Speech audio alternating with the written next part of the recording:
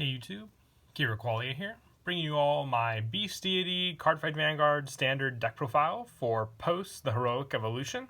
I did promise that with the release of more Beast Deity support for the standard format, I would do an update that focused solely on, the majority of that support that we received in the new booster pack, along with the support from the Light of Salvation Logical Destruction booster pack. It's a really fun deck. The whole focus are big power boosts from a Luminal Beast Deity, Azure Dragon, and then just the attacking during your start before your attack step with your Beast Deity, Azure Dragon.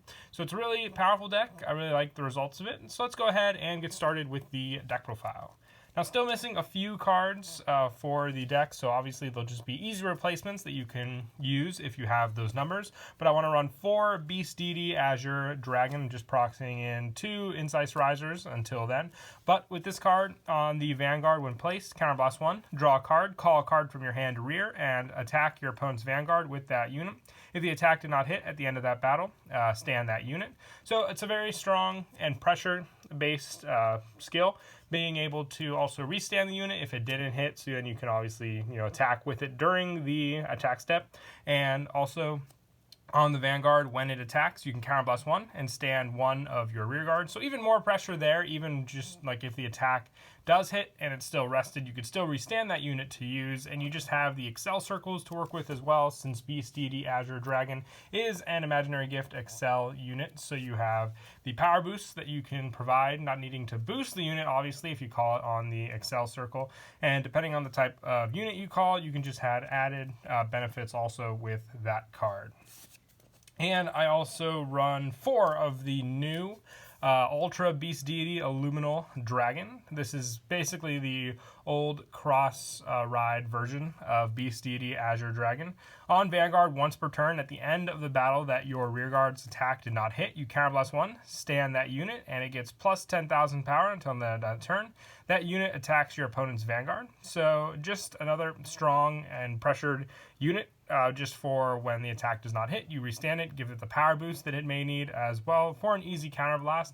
And on Vanguard or rear, once per turn, when your other unit attacks, this unit gets plus 15 until end of turn. So also providing power boost, which I say was one thing that the Riser deck was definitely lacking. With just the power boost that you could provide to your units, it was able to attack for 12k power and also restand the rear guards, but Perfect Riser itself wasn't able to provide, unless you were obviously boosting the unit itself, some more power options for your cards. And the biggest thing, hand consistency also with this deck. But with the new Imaginary Gift Excel 2, we have plenty of draw power at the cost of just a plus 5,000 power for your unit, which I say still balances out depending on what you wanted to use, obviously, for that turn. If you need a little more draw power, if it wasn't enough with Beast Deity Azure Dragon's own draw skill, you can rely on that at least, and the draw power from the gift as well with the units when you continuously ride them, or when you go into a Luminal Dragon from Beast Deity Azure Dragon.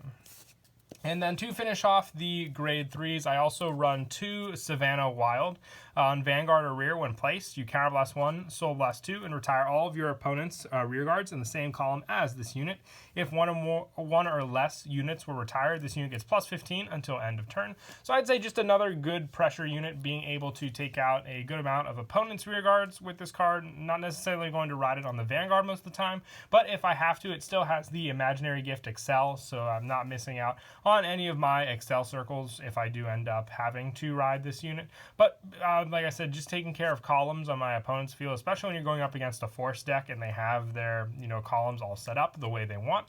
This card can help take care of those options, with just a lot of the other points of the deck are just attacking your opponent's Vanguard and dwindling down their damage. Savannah Wild can at least take care of the other problems for the deck. And that is it for the grade 3s. We'll now move on to the grade 2s. I run 4 Brutal Jack. On your Vanguard or rear during your turn, this unit gets plus 10,000. So right then and there, it's a very strong unit for sure. Its only limit is this unit cannot stand during the stand phase, but you have other cards that can restand this card in the deck, so it's not too much of a problem. And on rear, also once per turn, you can rest 2 rear guards to stand this unit. So if you really want to stand this unit, you can always also just rest some back row units to restand it for that. And also the 19k power as well, along with the potential for some imaginary gift power, can really make it a strong unit to hit up against your opponents. That's why I definitely do like to run the 4, because even on the Vanguard, you're just, gifted with that plus 10,000 power initially, so you can just swing big at your opponent, and most of the time they will take the attack unless they want to drop something like a critical and risk the 1 trigger pass, or even, the heal trigger, which still costs a big amount of Guardians for them to invest for that attack. And another one of my favorite grade 2s for the deck is 4 Stylish Hustler. On Vanguard or rear, when your other rear guard is retired by the ability of your opponent's card, you Soul Blast 1 and put one of those cards into your hand. So it just has a recycle effect when you are going up against decks that can retire your own units. So a great saver when you like to basically call out a big field early game on your Vanguard, having this card be your reliable unit, so then you can obviously, like I said, get the cards back from your opponent. And on rearguard, when it attacks, this unit gets plus 3,000 until end of that battle for each card in your damage zone. So getting even a plus 12 power if you're at 4 damage, regardless, even if you're at 1 damage, this unit on rear can still hit most 10k bodies for other decks, which is a big help for sure. And why it's a definite 4 of you have that option to recover your own units, but also the power boost to go up against a lot of your opponent's other units as well. And for some of the smaller numbers, I have 2 Beast Deity Eclair Dragon on rear when placed during your main phase. If you have a grade 3 Vanguard with Beast Deity and its card name, you counterblast 1 and discard a card from your hand. This unit gets plus 3,000 power until end of turn and attacks your opponent's Vanguard. If that attack did not hit, stand this unit until the end of that battle. So I'd say a definite better version of Tortoise, just for its own pressure for that counterblast and power, being able to swing at your opponent's Vanguard for a little more consistency with its attacks. All you need to do is have the Beast Deity Vanguard, which is an easy requirement for this deck, so no problems there usually. But I just like the 2 compared to some of the other numbers for pressure. You definitely have, Beastie Azure Dragon to rely on for the attacks. This is just an additional plus, I'd say, with its own, when placed ability. And I have 1 Kick Typhoon in the deck. If you wanted to adjust the numbers of how many Kick Typhoons you run, you can mix and match its numbers, I'd say, with the Brutal Jacks. I really do like Jack. I might just, kick it up to 1 additional number of Kick Typhoon, but definitely is helpful for sure in the deck. With this one, when placed, if this unit is on Vanguard or an additional rearguard circle, it gets plus 5,000, and a once per turn rearguard when it attacks. If all your rearguards in the front row have rearguards, counterblast 1 and stand 1 of your other ones. So just another pressure option against your opponent for having your full rearguards set up on the front. So you can't really go wrong with those plays, especially with the deck. So I like it as that option in the deck, because you do need some good grade 2s to provide support against your opponents. And that is it for the grade 2s. Moving on to the grade 1s, I run 4 Beast Deity Scarlet Bird. This was the card from Light of Salvation, a very good one at that. When placed during your main phase, Soul Blast 1, stand all of your units if 2 or more units, and if Beast Deity White Tiger is in your soul, draw a card. So just a good restand for some of your resources, especially with Brutal Jack. Resting to stand itself, and just making sure you keep your starter, which is White Tiger, in your soul, which is easy to do because you're doing plenty of rides to build up your soul in this deck as well. So that's your 1 requirement, but still the draw stand all works very, very well together, I'd say, for this. The draw power additionally it is your added bonus. You'll still get the restands, obviously, but that draw definitely does come in handy when you just need hand consistency for the deck.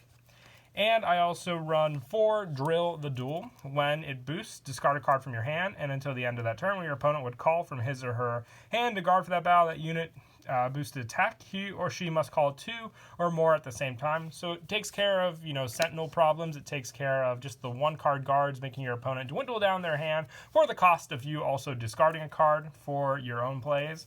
But other than that, I'd say a very strong pressure card, also a good ride target, since most of the time I saw when some of the 7Ks we ran before, you were at the mercy of your opponent's Vanguard, having to get the 1 trigger to pass whenever you rode one of those targets. So I wanted to avoid any 7Ks with this deck profile and rely fully on 8Ks, and we have some pretty good ones from the Heroic Evolution booster pack. And I also run 2 Beast Deity Glands Dragon. Once per turn when your other unit attacks, if you have a grade 3 Vanguard with Beast Deity in its card name, you can Soul Blast 1 and stand this unit. I only run the 2 of this just for the fact that it is a once per turn, and it does require Soul as well, which we kind of invest with some of the other cards in the deck for a little more added boost with Glands Dragon, just being that added support for your units to restand. I do like it, but like I said, just some other options a little better in the deck. And to finish off the grade 1s, I run 2 Claymore Mechanic, just good countercharging for all the cards we use in the deck that do counterblast, mostly the Beast Deities themselves, the grade 3s, Azure Dragons, but the countercharge for the retire of this card, and then just having the draw card option with it also definitely does come in handy for the deck. And then for the grade 0 lineup, I run the 1 Beast Deity White Tiger. This is the starter you need to work, obviously, with the Scarlet Bird, which we spoke of earlier. So it has to be your starter for the deck, but it's just the generic draw a card when wrote upon. And for the trigger lineup, I decided to go with the 8 criticals, so 4 of the new Ord Anchor and 4 Shining Lady. I just think the criticals in this deck are much more pressure-based than the front triggers, especially just with all the different attacks you can do. And I also run still the 4 Twin Blader for the draw trigger Sentinel, just a good go-to card for sure to keep your grade 1 lineup open. And lastly, the 4 Wall Boy for the heal trigger. We didn't get any new heal triggers with the deck, so we have to stick with the original. But that is it for the deck profile. I hope you all enjoyed the video. Until next time, please don't forget to leave a like and subscribe. And Kira Qualia out.